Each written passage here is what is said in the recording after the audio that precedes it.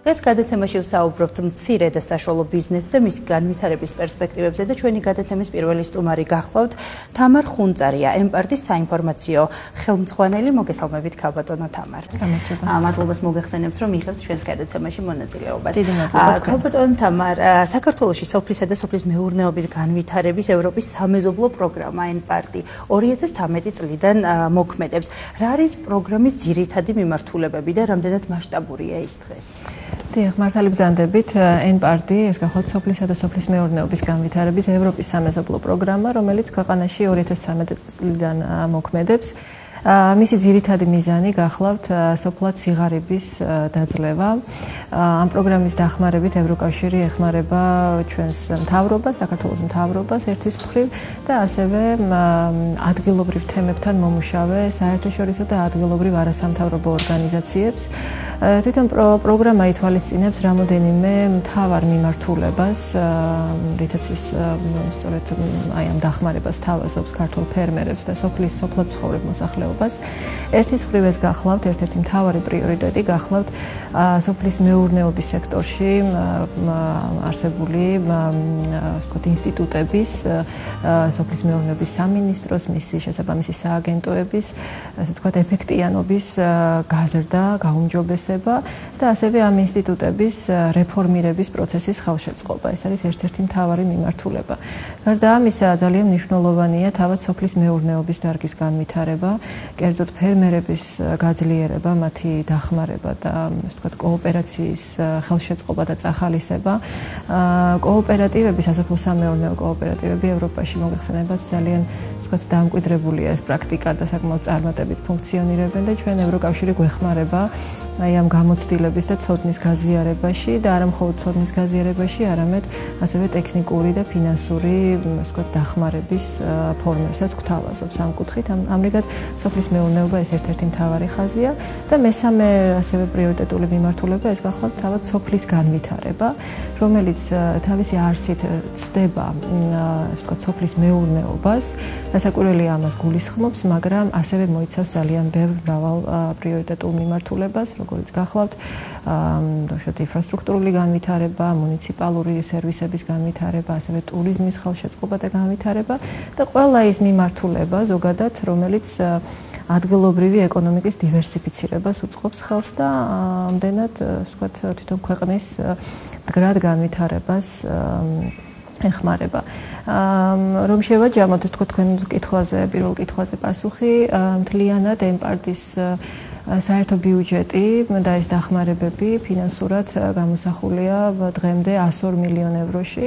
ამაში მოიაზრება ემპარტის პირველი ფაზა, რომელიც იყო 52 მილიონის დახმარება და მეორე ფაზა 50 მილიონი ევროს ბიუჯეტით. ამჟამად მიმდინარეობს მოლაპარაკებები მესამე ფაზის დაწყებაზე, რომელიც იქნება გაცილებით უფრო მასშტაბური, დაახლოებით 77-78 მილიონს შეადგენს მისი ბიუჯეტი სავარაუდოდ და ჩვენ ველით ძალიან ბევრ ახალ ინიციატივას და ასევე გაფართოებას სოფლის მეურნეობაში. ხელშესახები შედეგები რა არის? აი კონკრეტულად რაზე შეგვიძლია ვისაუბროთ? კი ბატონო, დღეის მდგომარეობით ჩვენ უკვე გვაქვს ძალიან ბევრი მნიშვნელოვანი მიღწევა და წარმატება, როგორც სოფლის მეურნეობის კუთხით, ასევე თვითონ სოფლის განვითარების მიმართულებით. ერთ-ერთი ყველაზე დიდი წინგადადგმული ნაბიჯი ეს არის თვითონ ეროვნულ დონეზე, სახელმწიფო დონეზე პოლიტიკის დოკუმენტების შემუშავება და მისი, ასე ვთქვათ, განხორციელება შემდგომ ძალიან წარმატებით. სოფლის მეურნეობის სამინისტროს და მთავრობას ევროკავშირის დახმარებით აქვს მიღებული სოფლის განვითარების გრძელვადიანი სტრატეგია 2015-20 წლებისთვის.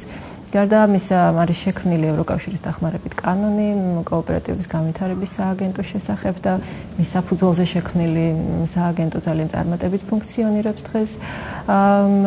საბიუჯეტო დახმარების ფარგლებში ბევრი რამ კეთდება ევროკავშირის მხრიდან, რომელიც შემდგომ უკვე პირდაპირ დაირიბა და აისახება მცირე და საშუალო ბიზნესზე, ადგილობრივ სოფლის მოსახლეობაზე.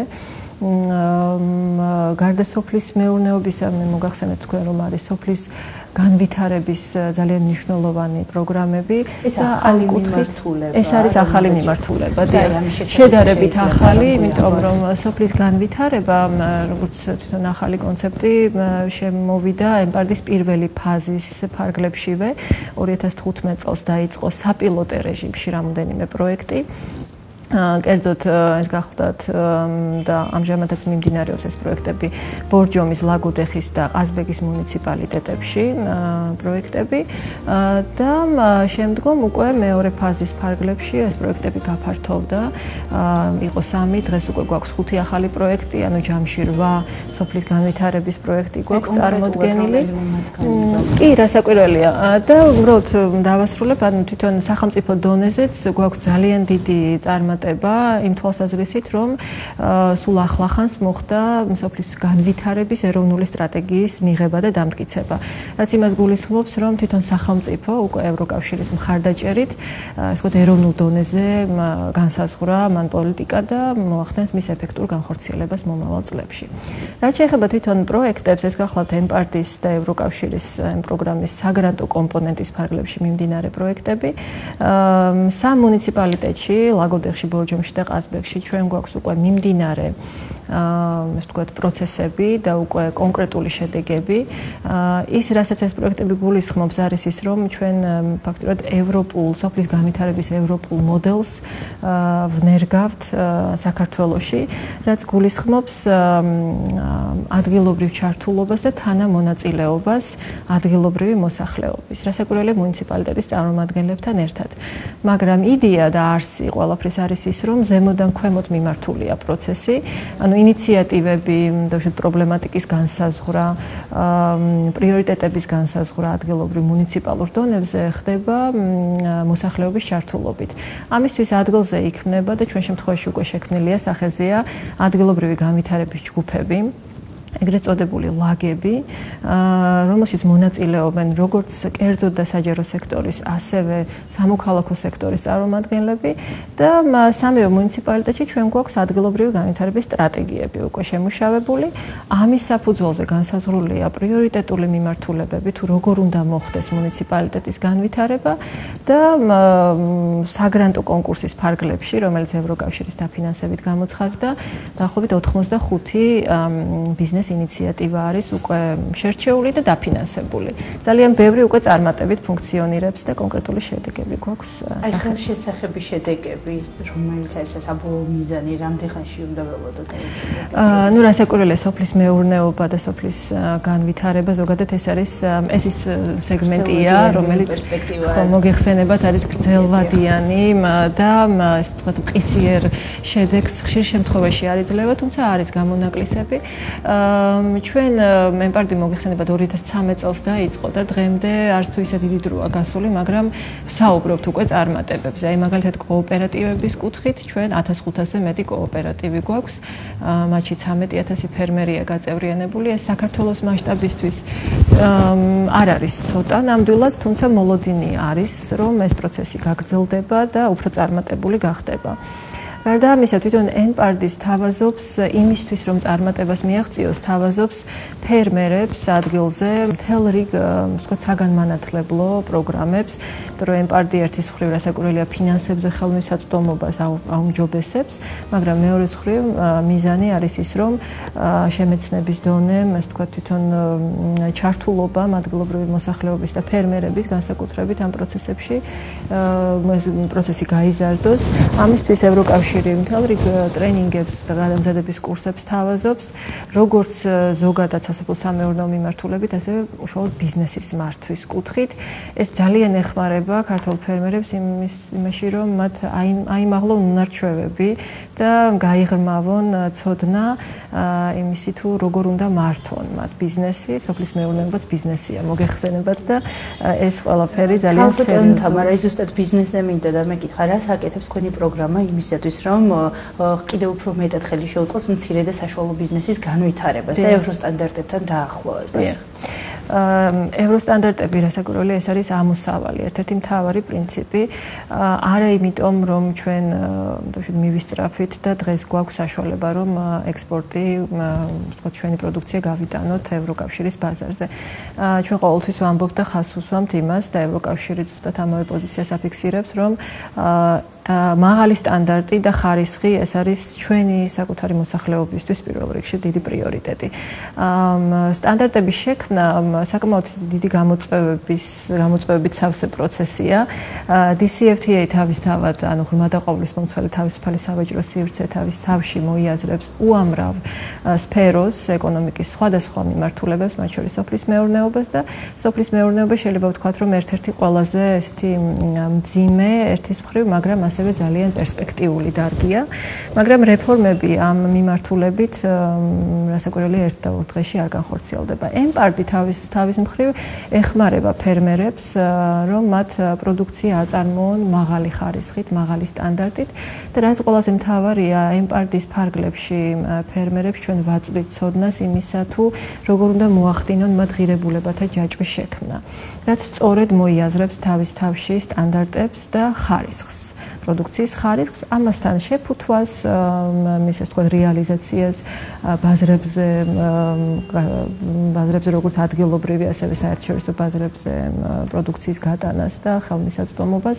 ამიტომ მთელი ეს პროცესი არის საკმაოდ კომპლექსური, საკმაოდ ესეთი მრავალკომპონენტიანი და ჩვენ ვცდილობთ, რომ არა მხოლოდ დავუშვათ პროდუქციის ზრდისკენ მოვუწოდოთ და დავეხმაროთ ფერმერებს, არამედ ვთქვათ, ვასწავლოთ მათ ისიც თუ როგორ უნდა შექმნან მათ ხარისხიანი და მაღალი სტანდარტის პროდუქცია. ესე იგი შეიძლება ითქვას, რომ ამ პროგრამის ფარგლებში შეუძლიათ მეწარმეებს მიიღონ ინფორმაცია თავისუფალი სავაჭრო სივრცის შესახებ. ეს პირველია, დიახ. რაც მათთვის ძალიან მნიშვნელოვანია, ალბათ, იმიტომ რომ ეს არის უდიდესი ბაზარი. ეს არის ძალიან მნიშვნელოვანი.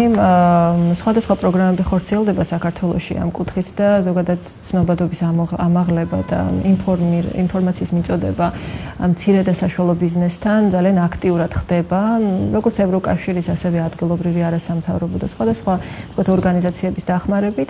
თუმცა ჩვენის მხრივ ემპარტის პროგრამის ფარგლებში ძალიან აქტიურად ვცდილობთ, რომ მივაწოდოთ ინფორმაცია იმ პერსპექტივებზე, ასევე იმ გამოწვევებზე და იმ რეფორმების პროცესზე, რაც უკავშირდება ევროკავშირთან ვაჭრობას.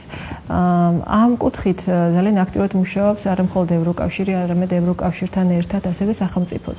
იმიტომ რომ ჩვენ მაგალითად სოფლის მეურნეობის სამინისტროს აქვს ქვეყნის მასშტაბით 59 საინფორმაციო საკონსულტაციო ცენტრი შექმნილი, რომლის პირდაპირ მოვალეობაა სწორედ ის, რომ მან ინფორმაცია მიაწოდოს ფერმერებს ადგილზე, მუნიციპალურ დონეზე, იმაზე თუ რა შესაძლებლობები არსებობს, როგორც ქვეყნის შიგნით, ასევე ქვეყნის გარეთ ექსპორტის თვალსაზრისით.